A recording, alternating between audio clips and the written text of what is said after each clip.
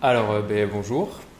Alors là, on part sur une présentation pour vous présenter résultat de 3 ans de recherche participative sur une étude de schéma de sélection paysanne.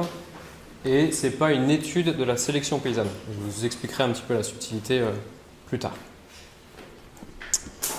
Dans le projet, ça se situe au niveau de l'action 2 sur développer des outils et des méthodes d'évaluation de la sélection paysanne et évaluer l'effet de la sélection massale.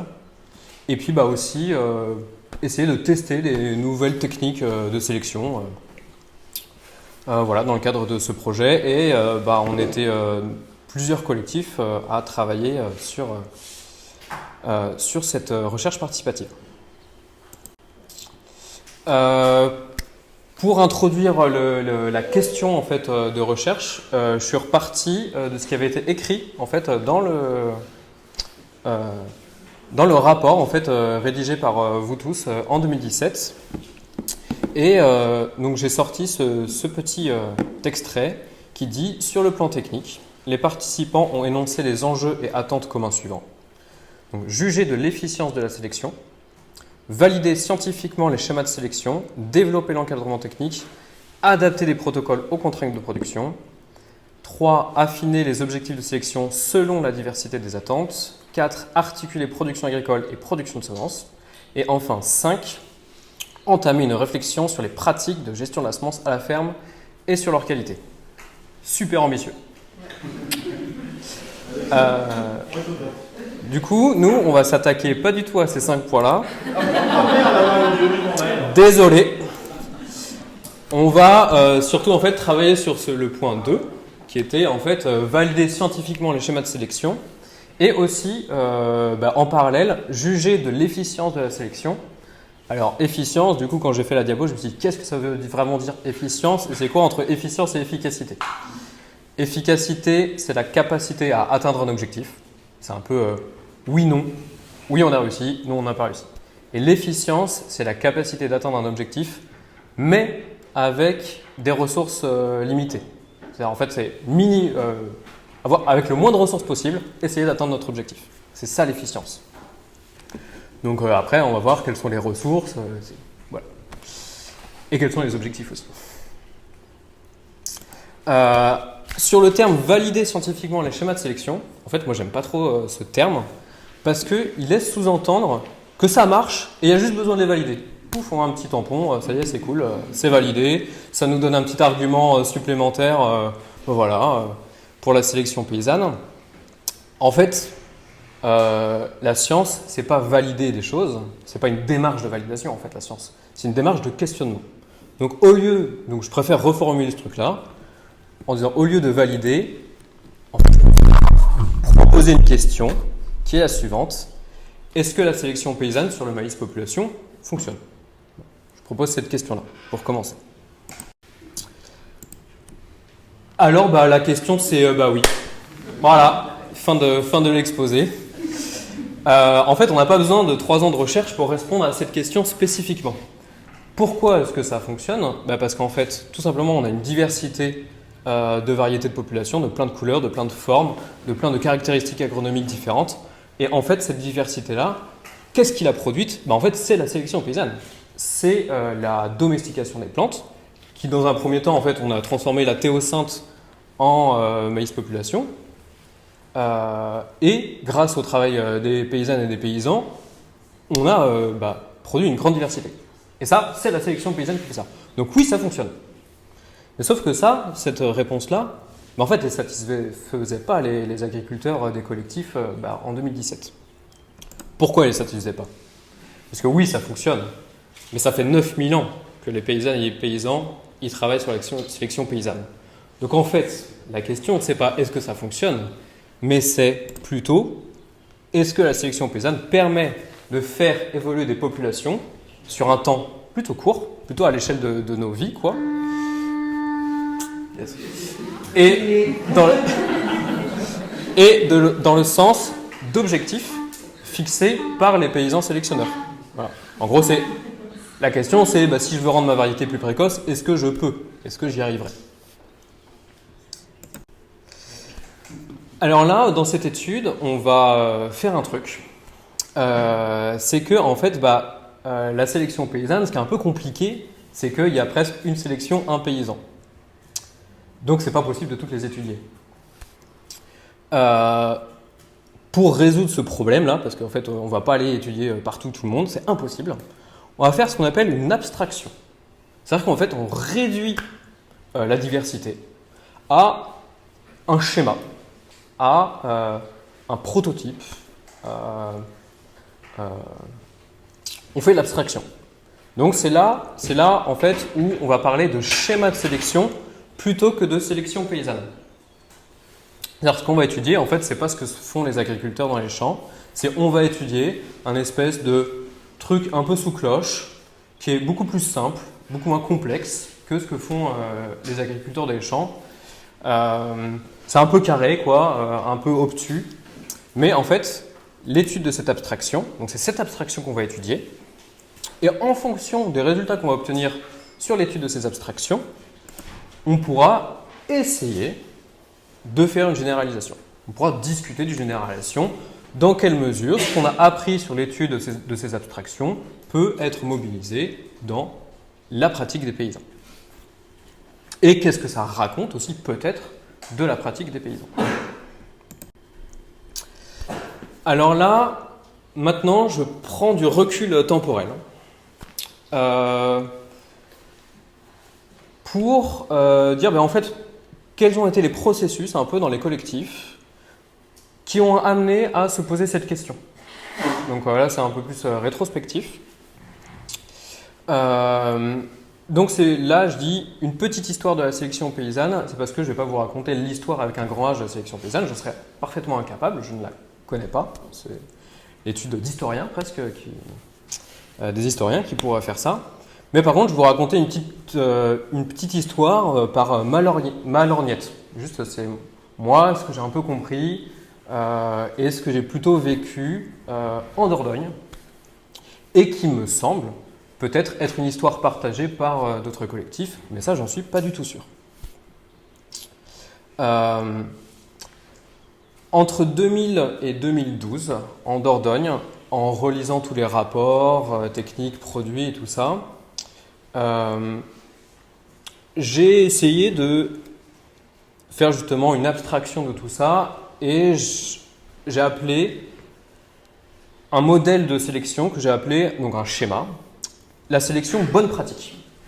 Pour moi, la sélection bonne pratique, c'est à peu près un peu ce qui se faisait en Dordogne entre 2010 et 2012, ou ce qui s'est plutôt construit d'ailleurs entre 2000 et 2012. Et en gros, les grandes caractéristiques de ce schéma de sélection, c'est des objectifs comme les suivants. Donc des objectifs rusticité, robustesse, résilience, diversité. Des objectifs un peu abstraits et difficilement objectivables. C'est quelque chose de... Voilà, qu'est-ce que c'est qu'un maïs rustique? En fait, c'est assez difficile de dire tac, il est rustique, tac, il n'est pas rustique. C'est quoi la frontière? Comment est-ce qu'on juge ça? Tout ça, c'est un peu compliqué. Donc ça, c'était pour moi la première caractéristique de ce schéma de sélection bonne pratique. Et la deuxième caractéristique, c'est pour ça que je l'ai appelé bonne pratique, c'est qu'en fait, c'était un ensemble de règles. C'est un ensemble de règles de sélection que les paysans vont appliquer. Donc ils ne vont pas appliquer toutes les règles qui sont énoncées ici. Donc ces règles, vous les connaissez, vous les avez forcément déjà entendues. Peut-être que les agriculteurs ici les pratiquent eux-mêmes. Par exemple, sélectionner un épi tous les 10 pieds. Par exemple, retirer les grains des deux extrémités de l'épi. Ça, on a entendu des choses comme ça. Il y en a qui le font, il y en a qui ne le font pas. Je vous ai mis par exemple un exemple d'un document en fait, de vulgarisation technique et d'animation qui a été utilisé dans le Pays Basque. Voilà, je récolte ça, c'est bien, je récolte ça, c'est pas bien. C'est bien, c'est pas bien, c'est bien, c'est pas bien. Sachant que toutes ces règles sont des retranscriptions concrètes et opérationnelles de réalités en génétique des populations et de contraintes en sélection paysanne. C'est-à-dire qu'il y a des problématiques en sélection paysanne et en fait, toutes ces règles, en fait, c'est des concrétisations opérationnelles pour répondre à des vrais problèmes. Donc, individuellement, en fait, toutes ces règles, elles sont pertinentes. Donc ça, c'est le schéma de sélection bonne pratique. Je l'ai appelé bonne pratique. Et quelque part, on va dire là, ça fait un peu le bon chasseur, le mauvais chasseur, le bon sélectionneur, c'est un peu celui qui applique le plus de règles possible.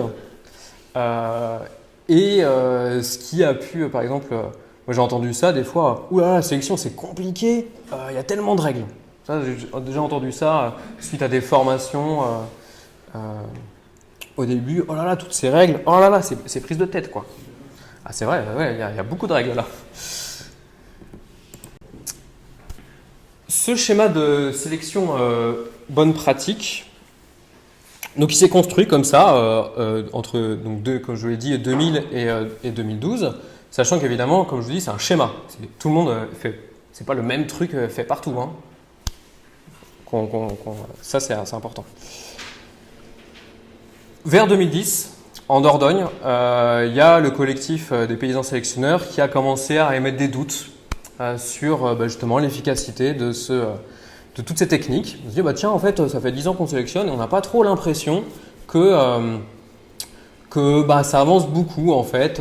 Ils se cassent un peu quand même toujours la gueule, nos maïs, tout ça. Sachant qu'évidemment, ils avaient bien conscience de la difficulté d'évaluer l'efficacité des sélections, parce qu'en fait, aucune année ne se ressemble. Donc en fait, c'est toujours ce qu'on observe, c'est surtout souvent l'environnement et pas l'effet de notre sélection, quoi. Donc, ils ont mis en place, il y a un paysan qui a mis en place chez lui un protocole expérimental qui est le suivant. Le principe est simple, on part d'une souche et en fait, on fait une lignée, on fait juste un prélèvement aléatoire d'épis qu'on ressème, prélèvement aléatoire, on ressème. En gros, c'est le hasard, la recombinaison naturelle. Et puis, en parallèle, on fait la même chose à partir de la même souche, mais cette fois-ci, on fait le travail de sélection. On sélectionne, on sème, on sélectionne dans la parcelle qu'on a semée, et ainsi de suite. Et chaque année, 2011, 2012, 2011, on a regardé ce qui a été sélectionné, ce qui a été prélevé aléatoirement, 2012 pareil, 2013 pareil, et ainsi de suite, voir les différences. Alors, théoriquement, si la sélection fonctionne, on devrait commencer à voir des écarts qui se forment entre ce qui a été sélectionné et ce qui a été prélevé aléatoirement. Sauf que ce n'est pas ça qu'ils ont observé. En fait, d'un côté c'était la sélection qui était meilleure, de l'autre c'était l'autre, c'était comme ça tout le temps, et en fait il n'y avait pas vraiment de tendance générale. Globalement on avait plutôt l'impression que c'était un peu le hasard qui faisait que l'une était plus haute et l'autre n'était pas plus haute. Et puis il y avait quelques biais expérimentaux dans cette expérimentation, même s'il a été bien conçu. Le résultat a quand même été le suivant, c'est que le doute, il a persisté. Il s'est même accentué. En 2016-2017, il y a une seconde expérimentation qui a été mise en place, où cette fois-ci, donc on a étudié un autre schéma de sélection, mais toujours un peu cette idée de bonne pratique, un ensemble de règles appliquées au champ. Et cette fois-ci, on a regardé 3 choses. On a regardé le discours de l'agriculteur, donc ce qu'il raconte qu'il fait, en gros, ce qu'il fait, donc c'est là, donc sa pratique de sélection, ce qu'il fait, et puis l'évolution des populations en comparant en fait sur 12 variétés que cet agriculteur a sélectionnées, la génération 2011 et la génération 2015, on les met côte à côte, on regarde les différences. Et l'idée, c'était un peu de regarder la cohérence entre ces 3 éléments-là. Et sur la pratique, on s'est rendu compte d'un truc assez intéressant. Avant de vous révéler ce que c'est, j'ai besoin de vous présenter un truc très important que je vous ai déjà présenté plusieurs fois, mais c'est quand même super important parce que toute la compréhension de la suite de cette présentation repose là sur cette diapo qui arrive. Donc là, cette diapo va présenter ce qu'on appelle l'équation du sélectionneur. C'est une théorie en gros, l'amélioration des plantes cultivées, ou plutôt de l'évolution des plantes cultivées. En fait, c'est même la même théorie qui explique l'évolution naturelle, les sélections naturelles et tout ça. En fait, c'est la même chose qu'il y a derrière. Et c'est un truc qui est simple. Donc, pas de panique. Pas de panique, c'est pas une équation avec des trucs dans tous les sens et tout, on ne comprend pas. Donc, je vais vous amener les arguments de cette équation petit à petit. Et on va voir comment tout ça s'agence. Le premier argument que je vous présente, c'est la réponse à la sélection. La réponse à la sélection, qu'est-ce que c'est? En gros, c'est l'augmentation moyenne de la population sur un caractère phénotypique, par exemple la hauteur de plante. Voilà, un caractère qu'on peut mesurer. Qui est le résultat d'une sélection. C'est-à-dire que ça s'exprime genre en plus et en moins, c'est genre plus 3 cm. Grâce à ma sélection, ça a pris plus 3 cm. Ça fait moins 20 grammes de poids épi, plus de rang. C'est comme ça que ça s'exprime une réponse à la sélection. C'est des plus et des moins. De l'autre côté, on a le différentiel de sélection qui est noté S. Le différentiel de sélection, c'est un truc qui se mesure au moment de la sélection. Qu'est-ce que c'est? C'est aussi toujours sur un caractère phénotypique donné. Ah oui, et cette équation, pardon, excusez-moi, j'ai oublié de vous dire un truc. Cette équation du sélectionneur, elle fonctionne que pour des caractères quantitatifs. Des trucs qu'on mesure et qu'on compte. Mais par contre, ça ne marche pas pour des couleurs, ce genre de choses. Ou par exemple, des sensibilités genre malade, pas malade, ça ne marche pas. Par contre, voilà, pour tout ce qui se mesure et qui se compte, voilà, c'est l'équation du sélectionneur. Donc le différentiel de sélection, donc pour un caractère phénotypique donné, mesurable ou quantifiable, ça va être la différence entre la population avant qu'on sélectionne, la moyenne de la valeur de ce caractère phénotypique. Donc par exemple, la moyenne de mes plantes, leur taille moyenne, ça va être 1,60 m. Voilà. Et la moyenne des plantes qu'on a choisi de garder dans notre sélection. Donc, par exemple, imaginons que j'ai choisi des grandes plantes. La moyenne des plantes que j'ai choisies, ça va être 1,80 m. 1,60 m la population. Ce que j'ai choisi, 1,80 m. Le différentiel de sélection, ça s'exprime aussi en plus et en moins. Là, on est à plus 20 cm. Voilà. Donc, vous voyez, il y a un lien attendu. C'est si je crée un différentiel de sélection, j'espère avoir une réponse à la sélection. Ça se tient, c'est logique, quoi. Et du coup, ce lien, il existe, mais entre les deux, c'est pas si facile. Il y a un petit facteur qui vient un peu rendre les choses difficiles, qui s'appelle l'héritabilité. L'héritabilité, en gros, c'est la capacité d'un caractère à répondre à la sélection. Et l'héritabilité, c'est une valeur qui est comprise entre 0 et 1. 0, j'ai beau travailler, j'ai beau créer des différentiels de sélection, mon R sera toujours 0. En gros, c'est sélectionné sur la grêle, par exemple. C'est un peu cette idée-là, quoi. Et 1, je crée un différentiel de sélection, tac, je sème le truc, paf, ça fonctionne direct. Cette équation du sélectionneur, elle fonctionne dans un monde magnifique et parfaitement inexistant où l'environnement, l'effet de l'environnement est toujours homogène, c'est parfait, voilà. Donc, je reviens à... Ah, ça n'a pas marché cette affaire. Je reviens du coup à cette petite étude. Qu'est-ce qu'on s'est rendu compte sur la pratique? Alors, la pratique, on l'a mesurée justement, en fait, en regardant des différentiels de sélection. En regardant quelle différence crée l'agriculteur en choisissant des plantes entre les plantes choisies et les plantes de la population avant qu'il fasse sa sélection. Donc on a regardé 21 caractères phénotypiques et en fait sur 19, il n'y avait pas de différentiel de sélection. C'est-à-dire qu'en fait, ce qui était sélectionné était pareil que ce qui n'était pas sélectionné. Et il y avait une petite différence, mais vraiment toute petite, que sur 2 caractères. C'est assez anecdotique et je ne vais pas rentrer dans le détail. Mais du coup là, je reformule ce que je viens de dire d'une autre façon. En fait là, si on se met juste dans le cadre de l'équation du sélectionneur, qu'est-ce que ça nous raconte, ce résultat-là? Ça nous dit en fait, entre la sélection et prendre des trucs au hasard, en fait, d'un point de vue de la génétique quantitative, là, putain, c'est pareil. En fait, il n'y a pas de différence, quoi. Ce qui fait que, si on regarde toujours dans le schéma de l'équation du sélectionneur, pas de différentiel de sélection. Si le S il est égal à 0, on a beau avoir une super étabilité, 0 fois quelque chose, ça fait 0. Pas d'évolution, donc si R égale 0, pas d'évolution de la population.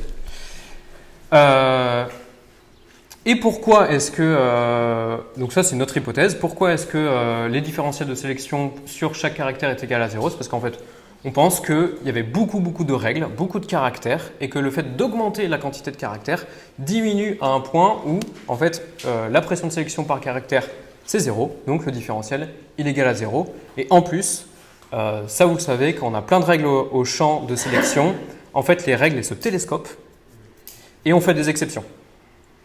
Et en fait, la somme de ces exceptions va venir se contrebalancer en permanence. Et en moyenne, ça fait 0. Alors, je ne dis pas que toutes les sélections bonnes pratiques, c'est 0. Pas du tout. Hein. C'est juste celles qu'on a étudiées. Et c'est du coup un schéma que j'ai appelé bonne pratique. Du coup, on était sur ce constat-là. Et on s'est dit, là, on va essayer, dans le cadre de Covoyance, tiens, un super projet, de proposer de nouveaux protocoles de sélection, de nouveaux schémas de sélection, et collectivement, avec là c'était surtout avec le groupe de Dordogne, on s'est mis d'accord sur un objectif qui était l'augmentation du rendement grain. On s'est dit, augmentation du rendement grain, et on a décidé de travailler sur un critère, un seul, le poids de l'épi. On regarde rien d'autre à la sélection. On regarde le poids épi. Et l'idée qu'on avait, c'était que, H, on ne peut pas trop travailler dessus. Alors, un petit peu, mais en fait, on va dire qu'on ne peut pas trop travailler dessus. S, par contre, c'est notre travail de sélection. On va essayer de trouver une technique qui va faire qu'on va maximiser à fond le différentiel de sélection sur le poids épi. Et en plus, on avait en tête cette notion d'efficience qui était avec des ressources limitées. Donc l'idée, c'est de trouver une technique qui à la fois permet d'atteindre l'objectif fixé. Donc là, on s'est dit, nous, on veut un très beau différentiel de sélection, on espère avoir une réponse à la sélection et on veut voir cette réponse à la sélection au bout d'un an. Ça, c'est du coup presque notre critère d'efficacité. Et ensuite, les critères d'efficience, il fallait que ce soit un schéma qui soit facile à mettre en œuvre, rapide dans l'exécution, agréable, il ne faut pas que ce soit une usine à gaz qui prend la tête, quoi. Et aussi facilement appropriable par le paysan. Voilà, que ce soit un truc, en fait, je l'ai compris, je peux le faire tout seul. Donc, en quoi consistait ce protocole de sélection? On commençait par faire un truc, on faisait un échantillonnage aléatoire de la population. Donc, on se baladait dans le champ, on fermait un peu les yeux et on prélevait des épis, on les mettait dans la hotte. On récupérait à peu près 100 épis comme ça, on essayait de couvrir la zone de sélection. Et on étalait les épis par terre. Et l'idée, c'était d'essayer de repérer le ou les quelques épis les plus gros de notre échantillonnage. Bon, les plus gros. Ça, cet épi, on le prend. Et on l'a appelé la jauge. C'est la jauge. La jauge, en fait, on le prend dans les mains, on prend sa hotte de sélectionneur et on repart dans le champ et on va regarder toutes les plantes. Si on trouve des épis de la taille de la jauge ou supérieure, tac, ça part dans la hotte. Si c'est en dessous, on passe. Et puis vu qu'on a toujours la jauge en main, notre standard il n'évolue pas comme ça. Hein. C'est à chaque fois, hop, c'est plus petit, c'est plus grand, tac, tac, tac, tac, on met dans la hotte.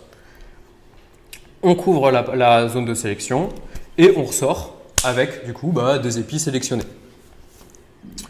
Dans cet exemple, par exemple, la moyenne de la population c'était 113 grammes de poids moyen épi. Ce qu'on a sorti du champ, la moyenne des épis c'était 202 grammes. Donc ici, Ben voilà, un exemple de calcul de différentiel de sélection, c'est la différence de moyenne entre les deux. 202 moins 113, hop, plus 89 grammes. Et on peut aussi l'exprimer en pourcentage. Voilà. La sélection était plus 89% élevée sur le poids épi que la population. Ça, ce protocole, on l'a appelé le protocole P1C, protocole 1 critère. C'est bien, on aime bien des petits mots comme ça, on ne comprend pas trop après.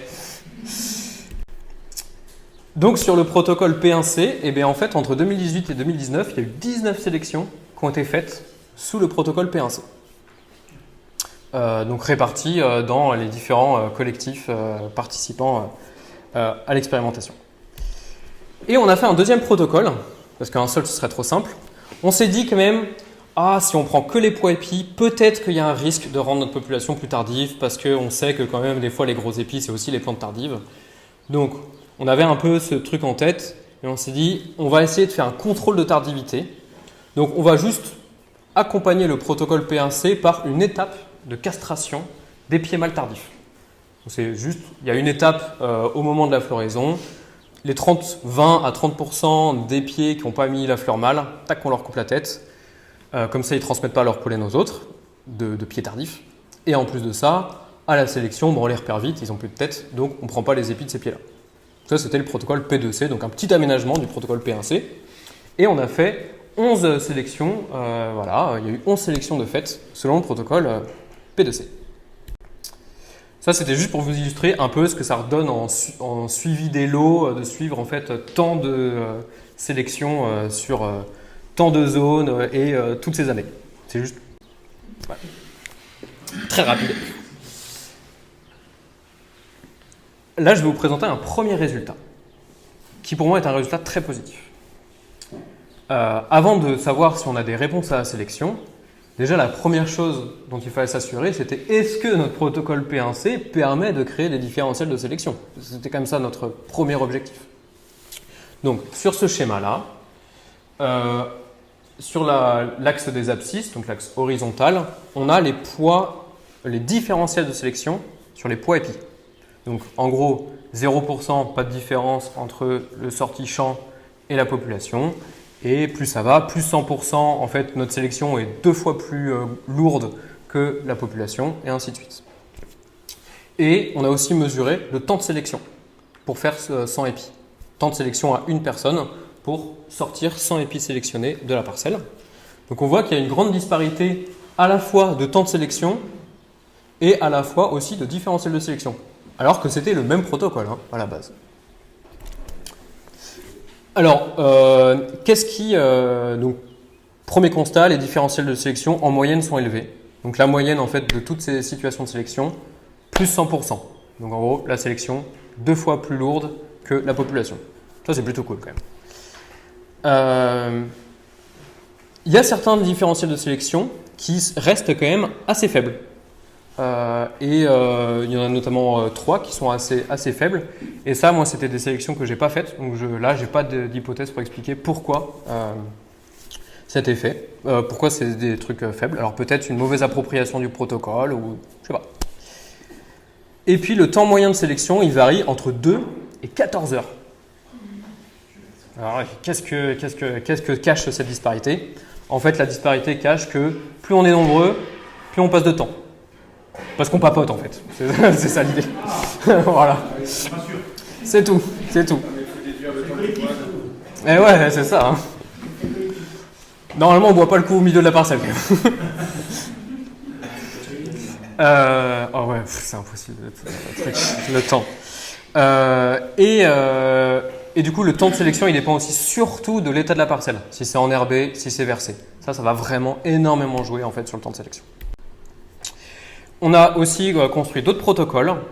Il y avait un protocole 3 critères, on ne va pas très vite passer dessus. Il y avait le protocole épiligne, je ne vous le présente pas, on n'a pas le temps là. Et après, il y avait aussi, dans le cadre de Covalence, de nombreuses sélections massales personnelles réalisées par les paysans.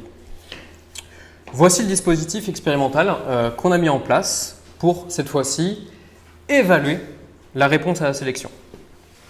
savoir si ce qu'on a fait, ça fonctionne. On est content de ce que ça fait, c'est super, mais par contre, il faut quand même voir si ce qu'on a fait fonctionne. Donc voir si on a une réponse à la sélection. Les petits ronds orange, attendez, je vais utiliser le petit pointeur. Tac, bim. Voilà. Les petits ronds orange, c'est des lots de semences. Donc on prend un lot de semences à la base, on sème une parcelle. Dans cette parcelle, on va effectuer une sélection. Donc on sort un lot de semences. Et en parallèle, on va faire un prélèvement aléatoire d'épis, une centaine, voilà, qui va correspondre à notre non-sélection, comme si on n'avait pas sélectionné. La sélection, on la ressème l'année suivante, en 2019, hop, rebelote, on ressort 2 lots de semences. Et en 2020, on va faire une plateforme expérimentale, ces 4 petits lots de semences, on les sème côte à côte, dans le même environnement, et on regarde les différences qu'il y a entre ces lots. Donc, en regardant les différences entre A et B, en fait, on obtient la réponse à la sélection qui a été faite en 2019, théoriquement. En regardant les différences entre B et C, en fait, B et C ne sont séparés que par une sélection ici. Sinon, ici, c'est juste une recombinaison. Mais bon, quand on prend beaucoup d'épis, normalement, la recombinaison ne change rien. Donc en regardant la différence entre B et C, hop, on accède à la réponse à la sélection de 2018. En regardant en fait un peu les deux extrémités, donc en comparant A avec C ou A avec D, on a le résultat de cumulé de 2 ans de sélection. Et puis, si on regarde C et D, en fait normalement C et D, théoriquement il n'y a pas vraiment de différence parce qu'ils sont, en fait c'est juste un lot qu'on a semé, puis on a juste fait un prélèvement aléatoire. Donc normalement, C et D doivent être pareils. Ça, on a voulu le regarder, si C et D étaient pareils, parce que quand même, à Toulouse, en début 2018, il y a Laurent, quand on a présenté ce dispositif, qui nous a dit est-ce que dans votre dispositif, vous avez pensé à l'effet maternel? Donc avec Jérôme, on était l'effet maternel, on pense que ça existe, mais on pense que c'est pas très fort et que de toute façon nos sélections elles vont être tellement super que il va être beaucoup plus petit par rapport l'effet maternel va être beaucoup plus petit que l'effet de la sélection. On se dit bon, pour faire plaisir à Laurent, on va quand même regarder si C et D ils sont pareils ou pas. Voilà. Bon, ça c'est le premier résultat que je vais vous présenter. Est-ce que C et D sont pareils? Alors pour ça, on a par exemple 2 situations qui nous permettent de regarder ça. Donc, on a une parcelle en 2016, on prélève un lot de semences qui a été semé en 2017 et en 2017, on fait un prélèvement aléatoire. Donc, on a un deuxième lot. Ces 2 lots, ils ont été semés côte à côte à pur pan dans une parcelle d'observation expérimentale avec des répétitions, tout ça. Et on a ça sur la variété Benastone et on a exactement le même schéma sur la variété Lavergne, la même chose. Donc là, théoriquement, violet égale jaune et orange égale gris.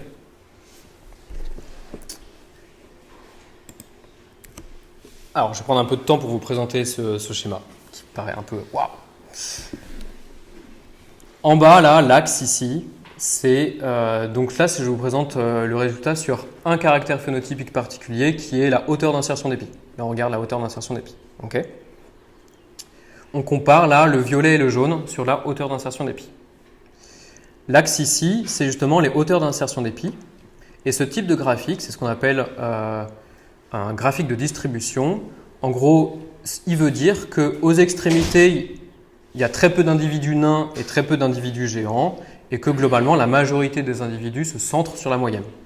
C'est un peu comme les courbes de distribution de taille dans la population humaine, ou les courbes de QI, on a déjà vu ça, tout ça. Il y a beaucoup de gens moyens, très peu d'idiots et très peu de génies. C'est un peu le même principe. Et on peut calculer la moyenne de ça.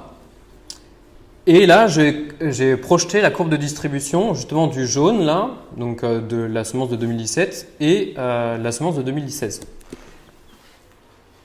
Est-ce que vous remarquez le décalage entre ces deux courbes de distribution? Ce décalage, il est carrément statistiquement viable, quoi. Il y a un vrai décalage. un décalage ici de 10%.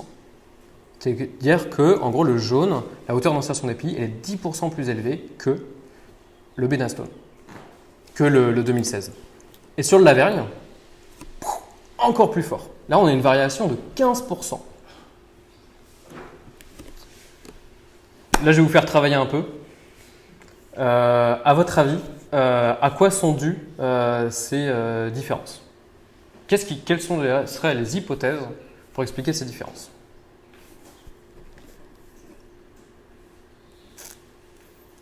Ok. Alors, ouais. L'état des semences, ouais. La non-sélection est en fait une sélection. C'est-à-dire que le prélèvement aléatoire, en fait, finalement, on ne prélève pas vraiment aléatoirement. Ouais. Ok. De toute façon, je ne l'avais même pas pensé. Alors, là, je vous brosse rapidement les hypothèses. Donc, il y a l'hypothèse, par exemple, de la sélection naturelle. C'est-à-dire qu'il y a eu une pression de sélection naturelle sur, par exemple, les petites plantes, ce qui fait que il y a eu une création d'un différentiel de sélection, mais pas dû à la main du sélectionneur, dû à une pression de l'environnement. Ça, c'est l'hypothèse de la sélection naturelle. Il y a l'hypothèse de la recombinaison allélique. Bon, alors ça, je vous l'explique pas. On n'a pas. Ouais. Désolé. L'effet du stockage et l'âge de la semence, tout simplement. Peut-être qu'en fait, un an de stockage, ça fait perdre en vigueur de la semence, et en fait, cette différence est juste due à ça. Il y a un phénomène qui peut s'appeler l'épigénétique, ça aussi je ne vais pas vous en parler. Il y a l'érythrocyte cytoplasmique, je ne vais pas vous en parler. Et il y a le remplissage du grain. Et ça, le remplissage du grain, c'est dire, en fait, peut-être qu'il y a la même génétique dans le grain, mais par contre, entre un petit grain et un gros grain, en fait, peut-être qu'il y a aussi une différence de vigueur qui va se passer. Et ce remplissage du grain, il n'est pas dû à la génétique, mais tout simplement dû à l'environnement de production de la semence. Alors, pour discuter de la possibilité de ces effets, là, il y a deux autres livrables dans Covalence qui permettent du coup de dire pourquoi la sélection naturelle c'est une hypothèse bof et pourquoi la recombinaison allélique c'est une hypothèse bof. Je ne rentre pas dans le détail. Il faudra aller bouquiner.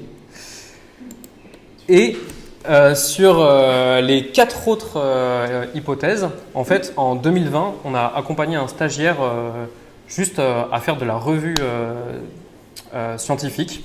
Il a lu pas mal d'articles et justement, on lui avait demandé donne-nous un peu les facteurs de variation pour ces effets. Ce qu'il en est sorti, c'est que l'effet du stockage, oui, mais par contre, il ne nous a pas donné dans son étude des variations. Et globalement, une des variations très très fortes, c'est le remplissage du grain. Ça peut engendrer des variations sur les caractères qui sont présentés dans les différentes études jusqu'à 35%. C'est immense. C'est beaucoup plus élevé que toutes les variations qu'on peut attendre dues à l'effet de la sélection. Donc, ce qui fait que là, de ce résultat, on peut tirer déjà des enseignements pour la sélection paysanne. Qui va être le suivant, c'est qu'en gros, la qualité de la semence peut avoir des effets plus importants que tout votre travail de sélection.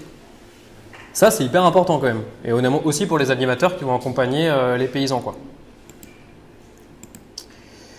Donc, pour atteindre des fois certains objectifs de rendement, des fois, ça vaut peut-être mieux d'activer le levier qualité de semence plutôt que d'activer le levier sélection paysanne. Okay. Après, la sélection paysanne, c'est aussi très fun. Hein. Il y a, voilà. Mais sur... voilà.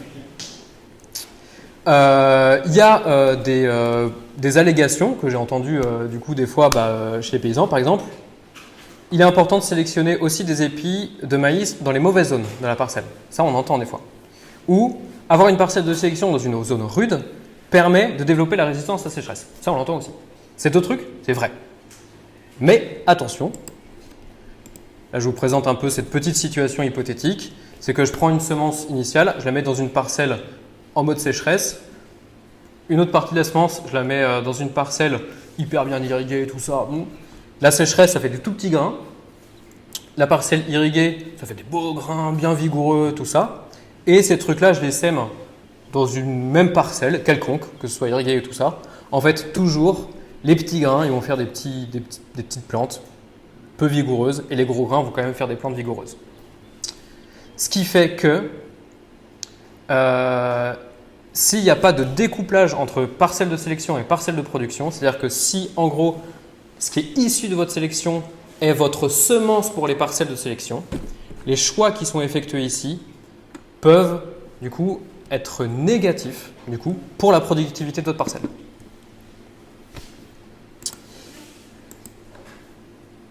Hop. Et un enseignement pour la recherche participative, c'est que il y a un effet. Et que en fait,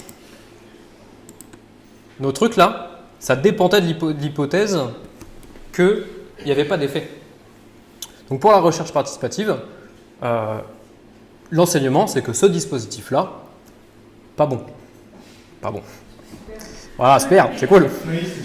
Mais c'est bien, on apprend des trucs. C'est hyper important d'apprendre des trucs. Pour pas refaire les erreurs, il faut les faire une fois. Hein. Ce qui aurait pu être fait, c'est un truc comme ça. Pardon. Ah pardon, désolé. Ouais, comme ça là.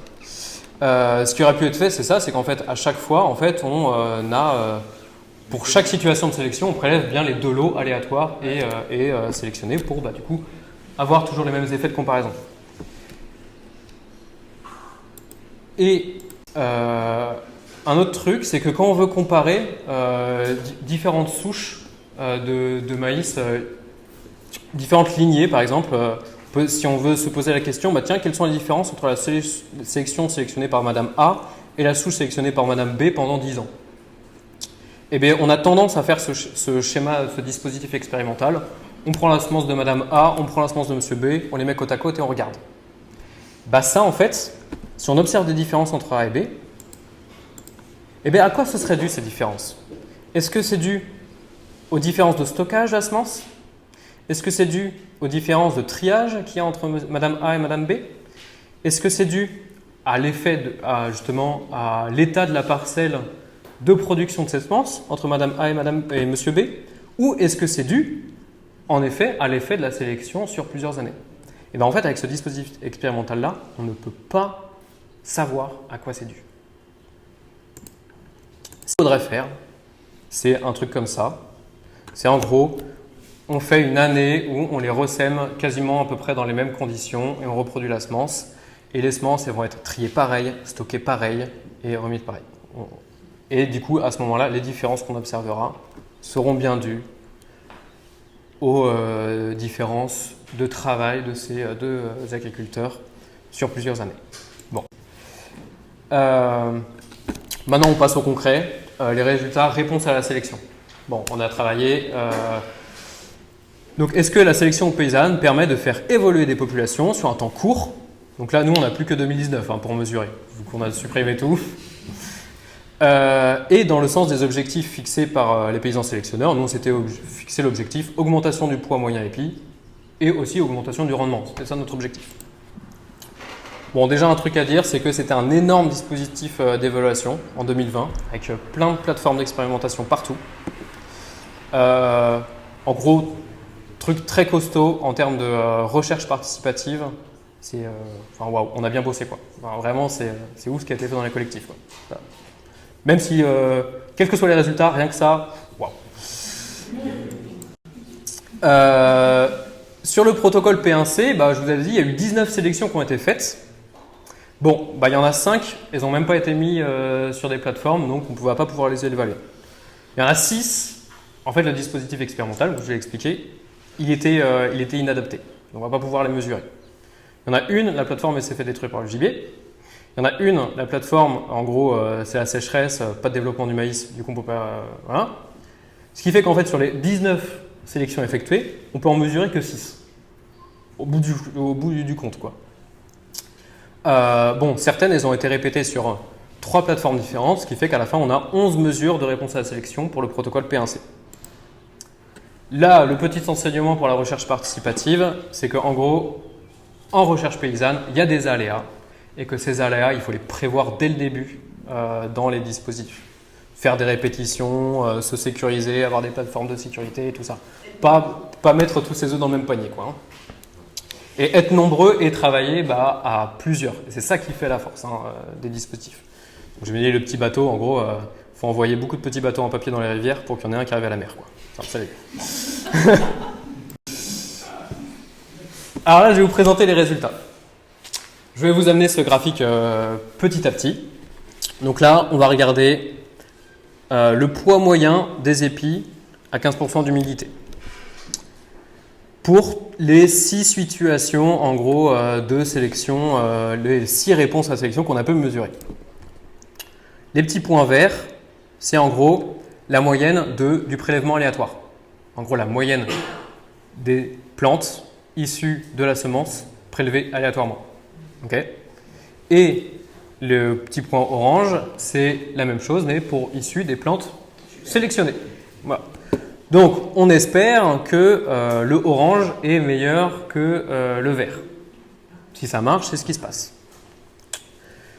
Là, le petit NS, ça veut dire non significatif. C'est-à-dire que là, il y a une différence. Hein, on voit l'orange est au-dessus du vert, mais par contre, statistiquement, ce n'est pas significatif. Là, au prochain clic, j'ai dévoilé l'ensemble.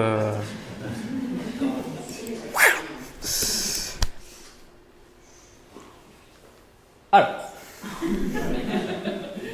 comme ça, on fait wow, pas ouf. Hein, comme ça, on fait wow, pas ouf. En fait, quand on commence à compter tout ça, donc en fait, il y a.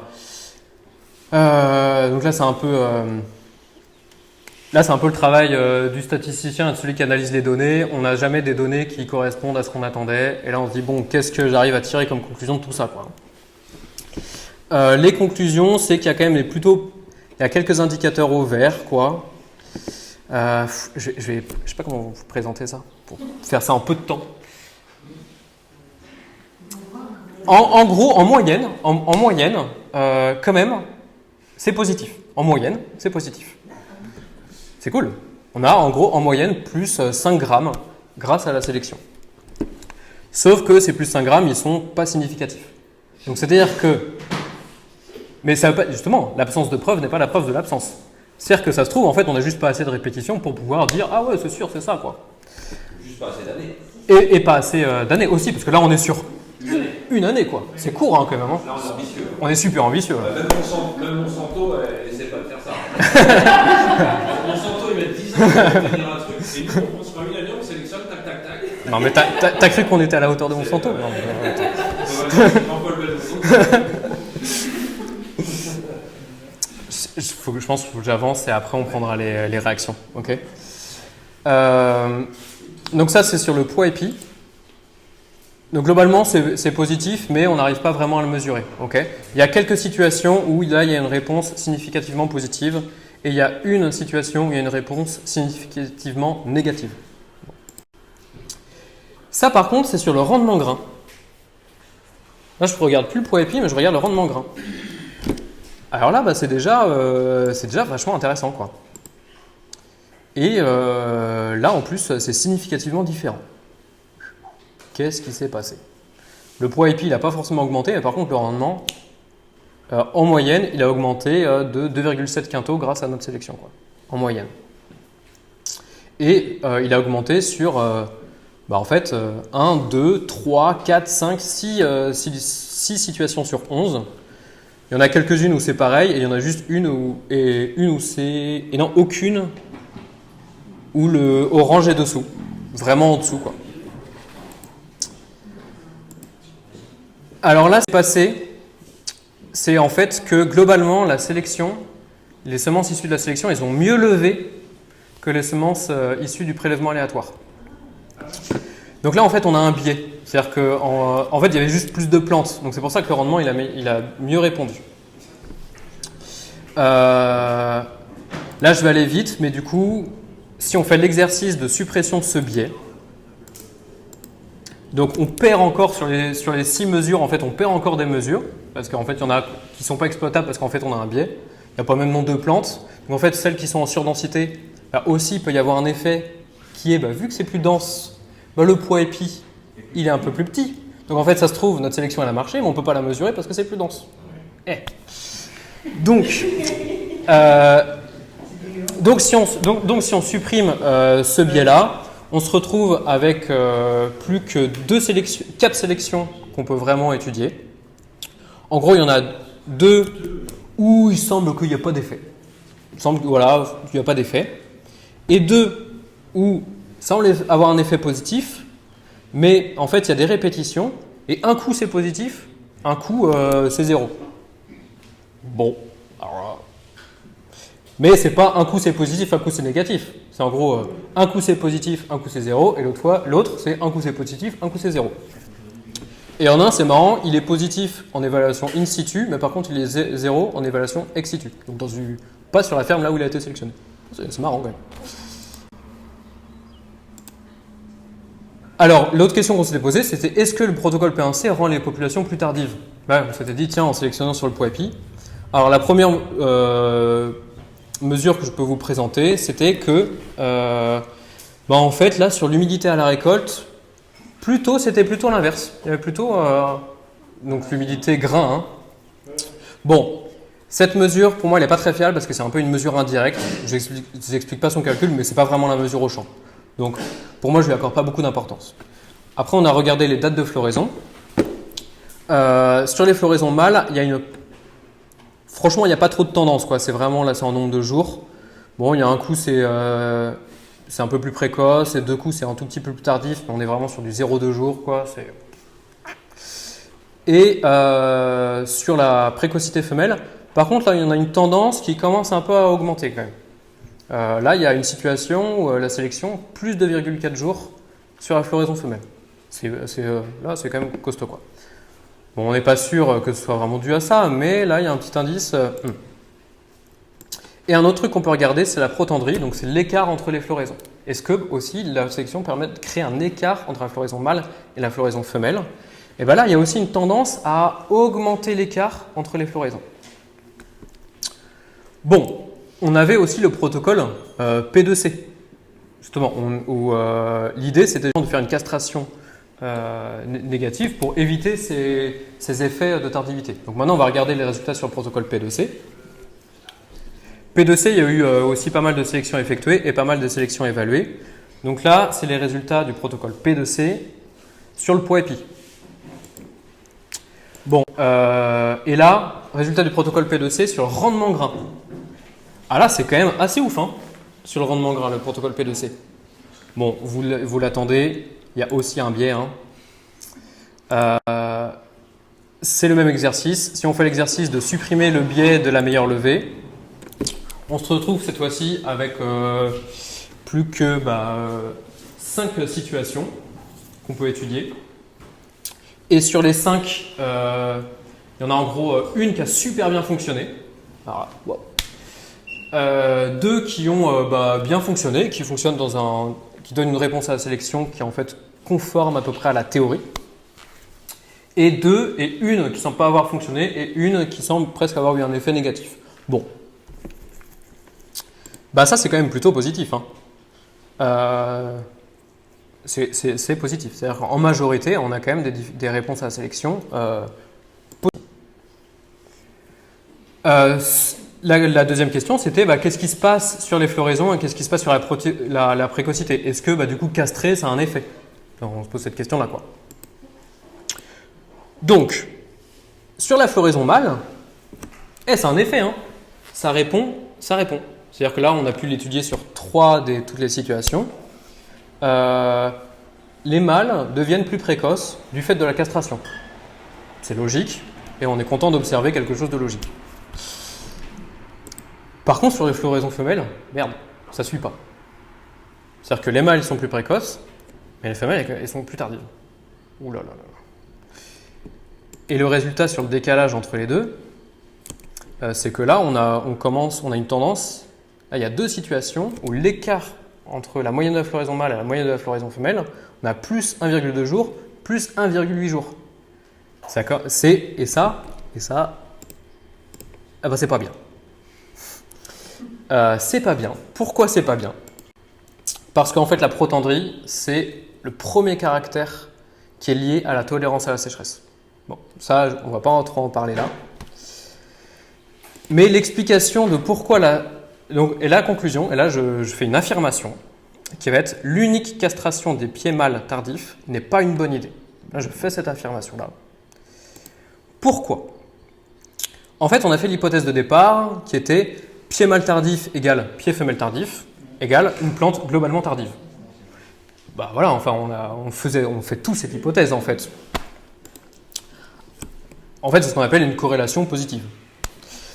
Alors oui, c'est vrai, il y a une corrélation positive. Globalement, les pieds mâles tardifs sont aussi des pieds femelles tardifs. Globalement, c'est aussi des plantes tardives. Mais ce coefficient de corrélation, il n'est pas si élevé. Ça veut dire que dans la population, il y a quand même des pieds mâles tardifs qui sont des femelles précoces. Il y en a quand même quelques-uns. Et il y en a même des fois pas mal. En moyenne, cette affirmation est vraie, mais dans le détail, pas tant que ça. Et ce coefficient de corrélation, donc ce lien entre floraison mâle et floraison femelle, il va beaucoup dépendre de l'environnement, en fait. Et notamment s'il y a des stress hydriques et thermiques. C'est-à-dire que s'il n'y a pas de stress, c'est vrai, il y a une corrélation. Et plus il y a des stress, plus en gros, ça commence à devenir nawak, quoi. Et qu'est-ce qui se passe quand on fait une castration des pieds mâles tardifs? Bah oui, on va favoriser des pieds mâles précoces. Plus. On va aussi favoriser en moyenne des pieds femelles tardifs, mais juste un petit peu. Ce qui fait qu'on va en fait accentuer un décalage. C'est que, en gros, on augmente beaucoup les pieds mâles, mais on augmente un petit peu les femelles. Et bien si on fait ça, ça commence à s'écarter. Les deux montent, mais ça commence à s'écarter.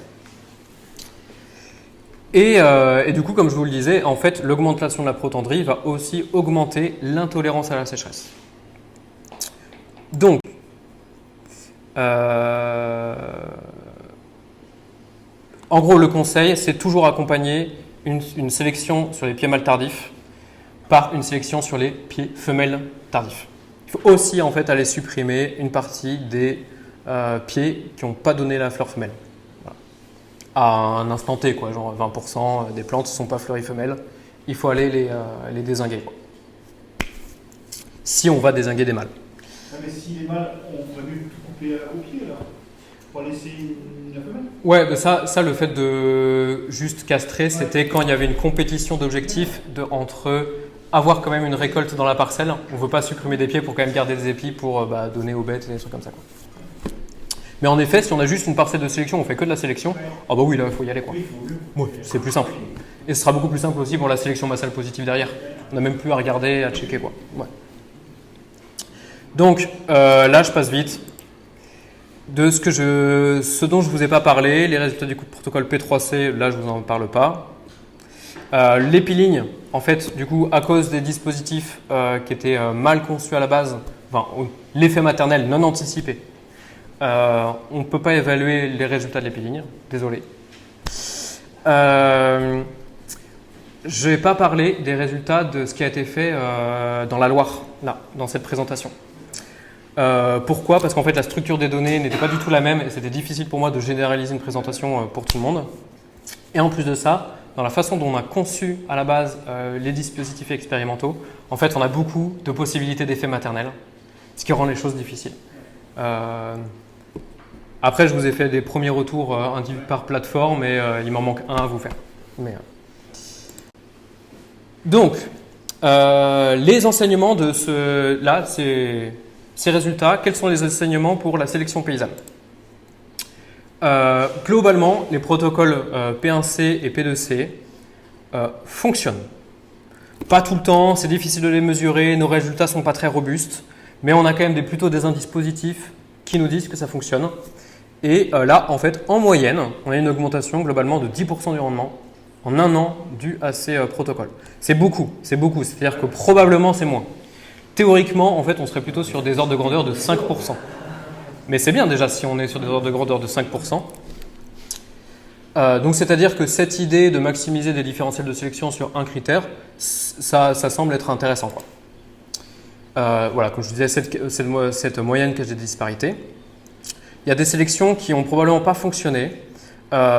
Et ayant fait différentes sélections en appliquant le protocole P1C en mode on respecte le protocole, en fait, dès qu'il y a une hétérogénéité parcellaire, le protocole il marche plus parce que on va avoir un bel épi, mais ça se trouve cette belle épi a été la jauge, ça se trouve elle a été prélevée dans la bonne partie, et ce qui fait qu'on va, si on se respecte la jauge, on prend que des épis de la bonne partie, et en fait du coup on sélectionne sur de l'environnement et on sélectionne pas sur de la génétique. Bon, du coup ça c'est un défaut du protocole P1C. On peut faire des aménagements du protocole. en proposant de la stratification, par exemple, un peu des idées, quoi. Voilà, on est vraiment dans l'appropriation d'un schéma de sélection qui est en fait pas fait pour être adopté tel quel, de toute façon, dans les fermes. Deuxième enseignement, c'est que quand même, on a choisi le poids épi, mais à faire un peu des relectures, le poids épi, c'est un caractère qui est quand même très peu héritable. Et donc, ce serait peut-être plus intéressant de travailler sur d'autres caractères phénotypiques que le poids épi. Enfin, d'ailleurs, c'était des poids épis, on n'était pas avec des balances dans le champ, hein, vous avez vu, on était juste avec des jauges. Mais par exemple, peut-être travailler sur d'autres composantes du rendement, l'ombre de rang, le diamètre, on peut s'imaginer avoir un pied coulisse dans le champ qu'on a fixé, puis regarder si ça passe ou ça passe pas, et ce qui passe pas, on le prend, et ce qui passe, on ne le prend pas, par exemple, en se fixant une jauge comme ça, ou des jauges de longueur d'épi. Voilà. Imaginez travailler sur des caractères plus héritables que juste le poids épi, qui est en fait le résultat d'un ensemble de critères. Et en fait, en héritabilité, plus il y a de composantes qui constituent le caractère sélectionné, moins il est héritable. Bon. Du coup, quand on travaille sur la précocité, aussi faire une suppression des pieds femelles tardifs, en plus des pieds mâles tardifs. Là. Et sur la hauteur, du coup, ça c'est un résultat qui est dans le protocole P3C, mais la hauteur d'insertion d'épi, là c'est un truc vachement héritable et qui répond super vite. Donc si très vite, si vous sélectionnez, si vous travaillez un peu sur ce caractère, quoi, et que vous créez des différentiels de sélection, votre population elle va répondre super vite. Ça c'est aussi un résultat intéressant, quoi. Les enseignements de cette expérimentation pour la recherche participative. Donc, le truc que je vous ai dit, là, les différences d'élevés entre les modalités, ça induit des effets importants et qui, des fois, peut en fait carrément péter notre expérimentation, quoi. Donc, veillez à la qualité de la semence, vraiment bien quand on met des lignes en fait de suivi avec voilà. Et quitte peut-être à, pour égaliser les trucs, supprimer des pieds des trucs trop levés. En fait, pas avoir peur de faire ça pour en fait tout simplement avoir des choses comparables. Ensuite, les effets de la sélection, bah, c'est des effets, c'est pas comme des effets qu'on teste un type de fertilisation où paf, ça répond tout de suite. Les effets de la sélection, c'est quand même des choses assez fines. Donc globalement, c'est plutôt difficile de les identifier et de les mesurer. Et nous, on a réussi à le faire parce qu'on était hyper nombreux. Ça, c'est un constat personnel. Analyser des données qu'on n'a pas produites, sur lesquelles, bah, du coup, c'est pas moi qui faisais les mesures ou je sais pas trop. Ça, c'est un peu difficile parce qu'en fait, on se rend pas compte de potentiels biais, tout ça. Qu'est-ce qu'il y a exactement derrière les variables qu'ont utilisées les expérimentateurs dans les autres collectifs. Ça, c'est un peu difficile quand même. Bon, bah, c'est aussi beaucoup de temps et d'investissement de la plupart du coup, des animateurs et des techniciens de réussir à mener en fait, une expérimentation de cette ampleur. Ça se fait pas en claquant des doigts, quoi. Toujours prévoir des répétitions en sélection paysanne parce qu'il y a des effets non anticipés, parce qu'on n'est pas des chercheurs pros et qu'on ne fait pas une magnifique biblio avant de se lancer. Même les chercheurs, ils ne le font pas d'ailleurs. Et il y a plein d'aléas, que ce soit humain, climatique, gibier. Donc il faut anticiper tout ça. Et donc dans ce cas-là, le nombre fait la force. Et globalement, on est arrivé au bout, on a réussi, on a des super enseignements. On peut partir avec plein de choses et plein de nouvelles discussions. Ouais, voilà, on a réussi.